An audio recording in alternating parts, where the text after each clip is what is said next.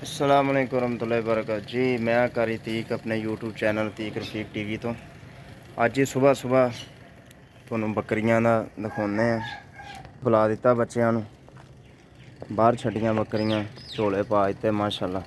आ बकरी दियां पट्ठां, आओ बकरी दा बकरा घोनी दा।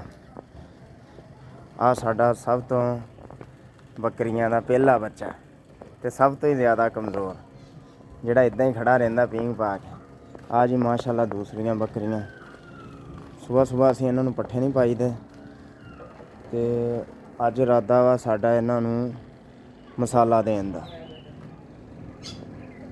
लूसन पाई दा, नाल चटाला पाई दा मिला के। आ जी साडा फौजी, इहनूं बन्न देईदा टैम नाल, क्योंकि साडे कोल ना ओह नहीं हैगी कि बच्चे लैदा रखण नूं जगह।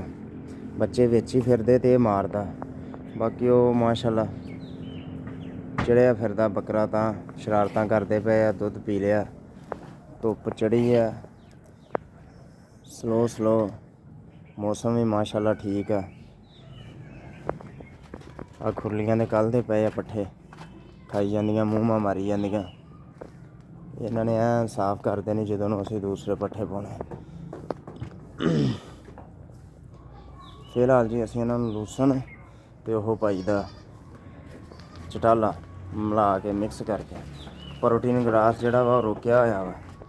चटाला साडे कोल आम से ते असीं प्रोटीन ग्रास फिलहाल ने बंद कीता वा कि ओह जरा कद कर जावे। चटाला नाल पाई दा ते बाकी माशाअल्लाह ठीक है जी। छोटे बच्चों नूं जिहड़ी आ डिवर्मिंग असीं करदे आ महीने बाद। आ हुण माशाअल्लाह 1.5 महीने दे हो गए आ दोने बकरे। लैदा बकरी दे एक ही बकरी ने दिता ते माशाअल्लाह शरारती है ते बड़े एक्टिव है। तूड़ी भी खांदे, लूसन, हरा पट्ठा। ऐ सी जी अज दी वीडियो है। साडा राजू है जी।